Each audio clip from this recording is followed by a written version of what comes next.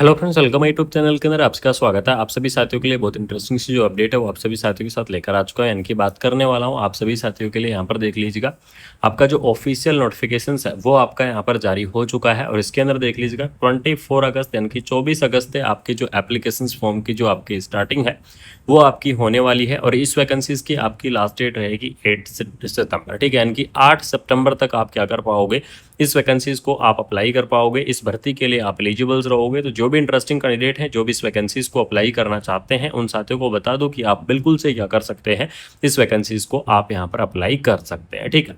इसके अंदर पोस्ट आपकी कौन कौन सी रहेंगी, सबसे पहले इस चीज़ के बारे में डिस्कस कर लेते हैं। तो पोस्ट की अगर यहाँ पर मैं बात करूँ तो इसके अंदर देख लीजिएगा, आपको स्टाफ नर्स की जो पोस्ट है वो आपको यहाँ पर देखने को मिल जाएगी। फार्मासिस्ट की आपकी पोस्ट है वो आपको यहाँ पर देखने को मिल जाएगी। एएनएम की आपकी पोस्ट है वो रहने वाली है। सीएचओ की आपकी पोस्ट यहाँ पर देखने को मिल जाएगी।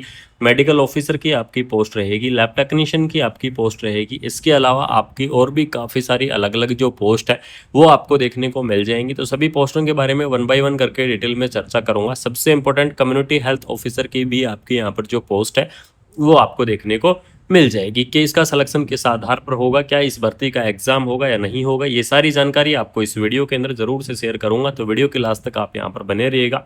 इसके अंदर देख लीजिएगा, सबसे पहले बात कर लेते हैं। आपको मेडिकल ऑफिसर आयुष के अंदर आपको मेडिकल ऑफिसर की वैकेंसी दी गई है, जिसके अंदर BHAMS, BAMS और आपको BUMS वाले जो कैंडिडेट है तो वो इस वैकेंसीज को यहाँ पर क्या कर पाएंगे, अप्लाई कर पाएंगे। डेंटल सर्जन की आपकी वैकेंसी है, जिसके अंदर MDS और BDS वाले जो कैंडिडेट है तो वो इस वैकेंसीज के लिए यहाँ पर क्या रहेंगे, एलिजिबल्स रहेंगे। इसके अलावा आपकी जो नर्सिंग ट्यूटर की वैकेंसी है, NHM डिपार्टमेंट की तरफ से आपकी नर्सिंग ट्यूटर की वैकेंसी दे दी गई है। और नर्सिंग ट्यूटर की इस वैकेंसीज के अंदर BSc nursing, post BSc nursing और आपका जो GNM कैंडिडेट है वो इस वैकेंसीज को क्या करेंगे, यहाँ पर आप अप्लाई करेंगे। यानी कि चाहे आपने नर्सिंग के अंदर क्या कर रखा है, डिग्री कर रखा है, तो भी आप इस वैकेंसीज को अप्लाई कर पाओगे। अगर आपने नर्सिंग के अंदर डिप्लोमा कर रखा है तो भी आप क्या करोगे, इस वैकेंसीज के लिए एलिजिबल रहोगे। इसके अलावा यहाँ पर देख लीजिएगा, आपको सीनियर लैब टेक्नीशियन की जो आपकी वैकेंसी है वो आपको दे दी गई है। और सीनियर लैब टेक्नीशियन की इस वैकेंसीज के अंदर DMLT कैंडिडेट यानी कि जिन्होंने क्या कर रखा है, DMLT कर रखा है, वो कैंडिडेट इस वैकेंसीज को अप्लाई कर पाएंगे। और BMLT वाले जो कैंडिडेट हैं वो भी क्या कर सकते हैं, इस वैकेंसीज को यहाँ पर अप्लाई कर सकते हैं। यानी कि DMLT और BMLT जो कैंडिडेट है वो इस वैकेंसीज के लिए यहाँ पर एलिजिबल्स रहेंगे। इसके अलावा आपको नर्सिंग ऑफिसर की जो वैकेंसी है वो भी आपको दे दी गई है। और नर्सिंग ऑफिसर की इस वैकेंसी के अंदर BSc नर्सिंग और GNM नर्सिंग जो कैंडिडेट है वो इस वैकेंसीज को अप्लाई कर पाएंगे। स्टाफ नर्स की आपकी जो पोस्ट है वो भी आपको प्रोवाइड करवाई गई है। और स्टाफ नर्स की जो आपकी ये वैकेंसी है ये आपकी SNCU और NBSU के डिपार्टमेंट की तरफ से वैकेंसी आपको देखने को मिलेगी, जिसके अंदर BSc नर्सिंग, जिन्होंने BSc नर्सिंग कर रखा है वो कैंडिडेट एलिजिबल्स रहेंगे, GNM कैंडिडेट एलिजिबल्स रहेंगे, या फिर इससे इक्विवेलेंट वाले जो कैंडिडेट है वो इस वैकेंसीज को क्या कर पाएंगे, यहाँ पर आप अप्लाई कर पाओगे। इसके अलावा आपको कम्युनिटी हेल्थ ऑफिसर यानी कि CHO की आपकी पोस्ट दे दी गई है।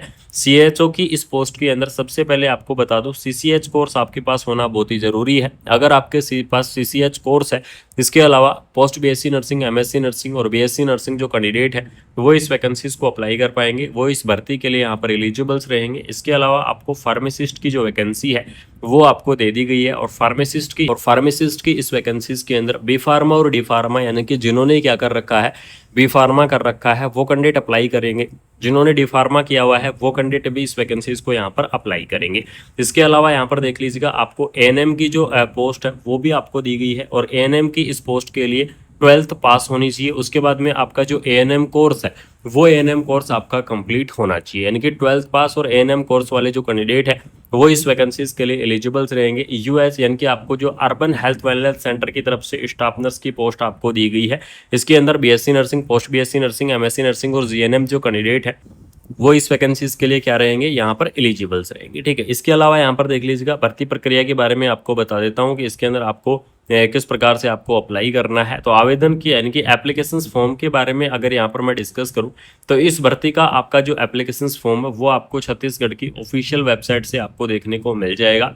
एज लिमिट के बारे में चर्चा करो तो आपकी मिनिमम एज लिमिट 18 ईयर और मैक्सिमम एज लिमिट 64 ईयर यानी कि 18 से 64 ईयर तक के जो कैंडिडेट है वो इस वैकेंसीज को क्या कर पाएंगे, अप्लाई कर पाएंगे। यानी कि 64 ईयर आपकी जो मैक्सिमम एज लिमिट है वो आपकी यहाँ पर होनी चाहिए। ठीक है, इसके अलावा आपको एप्लीकेशन फॉर्म किस प्रकार से भरे जाएंगे उस चीज़ के बारे में भी चर्चा करेंगे। तो एप्लीकेशन फॉर्म की अगर यहाँ पर मैं डिस्कस करूँ तो एप्लीकेशन फॉर्म के लिए आपको यहाँ पर जो प्रारूप है वो आपको यहाँ पर क्या किया गया है, प्रोवाइड आपको करवाया गया है। और इसका जो सिलेक्शन है, सिलेक्शन आपको देखने को मिलेगा मेरिट के आधार पर, यानी कि कोई भी आपका कॉम्पिटिटिव एग्जाम आपका नहीं होगा, बिना कोई कॉम्पिटिटिव एग्जाम के मेरिट के आधार पर आपका जो सिलेक्शन है वो आपको देखने को मिल जाएगा। लेकिन आपको मैं सबसे इंपॉर्टेंट अपडेट बता देता हूं कि जिन साथियों के पास एक्सपीरियंस है या फिर जिन साथियों ने कहीं वर्क किया है, चाहे वो आपकी प्राइवेट हॉस्पिटल हो चाहे वो आपकी गवर्नमेंट हॉस्पिटल हो, तो बिल्कुल से आपको क्या करना है, अपना जो एक्सपीरियंस है वो एक्सपीरियंस आपको लगा देना है। और आपका जो एक्सपीरियंस चाहे आपका 1 ईयर का हो चाहे आपका 2 ईयर का हो,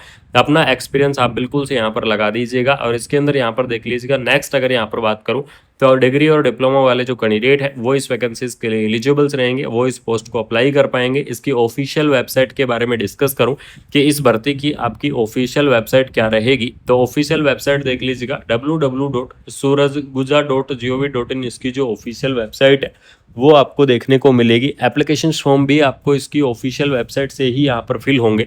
इस चीज़ को आप सभी साथी बिल्कुल से ध्यान में रखना। इसके अलावा आपको यहाँ पर बता दूं कि कम्प्लीटली आपका जो ऑफिशियल नोटिफिकेशंस है वो नोटिफिकेशंस आपका यहाँ पर क्या हो चुका है, जारी आपका हो चुका है। एप्लीकेशन फॉर्म का प्रारूप यहाँ पर देख लीजिएगा, आपको यहाँ पर दिया गया है। आप पासपोर्ट साइज की फोटो लगेगी, अपनी पर्सनल डिटेल्स लगेंगी, किस पोस्ट पर आप अप्लाई करना चाहते हो वो पोस्ट आपकी लगने वाली है। और यहाँ पर देख लीजिएगा आपका नाम लगेगा, आपका फादर्स मदर्स नेम, जो भी आपकी पर्सनल डिटेल्स है वो सभी पर्सनल डिटेल्स आपकी यहाँ पर लगने वाली है।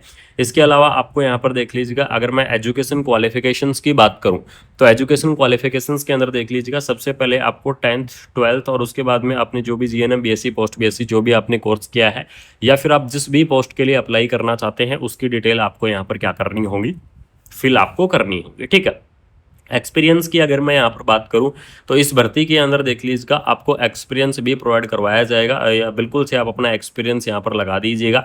सबसे इंपॉर्टेंट आपकी यही रहेगी। इसके अंदर कम्प्लीटली आपका जो नोटिफिकेशन है इस प्रारूप को आपको फिल करना है, और प्रारूप को फिल करके आपको जमा कहाँ कराना है वो चीज़ भी आपको यहाँ पर मैं बताने वाला हूँ। तो इसके अंदर देख लीजिएगा, आपको कार्यालय मुख्य चिकित्सा एवं स्वास्थ्य अधिकारी अंबिकापुर जिला सरगुजा छत्तीसगढ़ के अंदर आपको जमा कराना होगा। और 8 सितंबर से पहले पहले आपको इस वैकेंसीज को जमा कराना है। तो जो भी इंटरेस्टिंग कैंडिडेट है, जो भी आप अप्लाई करना चाहते हैं, बिल्कुल से आप अप्लाई कर सकते हैं। किसी भी प्रकार का कन्फ्यूजन है नीचे कमेंट बॉक्स के अंदर कमेंट कर सकते हैं। साथ में आप सभी साथियों को बता दूं कि आपका जो रिलैक्सेशन है वो रिलैक्सेशन आपको देखने को मिलेगा, और अलग अलग कैटेगरी वाइज आपका जो रिलैक्सेशन है वो आपका रहने वाला है। यानी कि ओबीसी कैटेगरी की मैं बात करूं तो ओबीसी कैटेगरी के लिए आपको 3 ईयर का रिलैक्सेशन रहेगा। एससी और एसटी कैटेगरी की बात करूं तो आपको 5 ईयर का रिलैक्सेशन रहेगा। और पीडब्ल्यूडी कैंडिडेट की अगर बात करूं तो आपको 10 ईयर का रिलैक्सेशन है वो आपको देखने को मिल जाएगा। तो इस प्रकार से आपका अलग अलग कैटेगरी वाइज रिलैक्सेशन रहेगा। तो वीडियो को शेयर कर देना, चैनल को सब्सक्राइब कर देना। एनएचएम की तरफ से शानदार से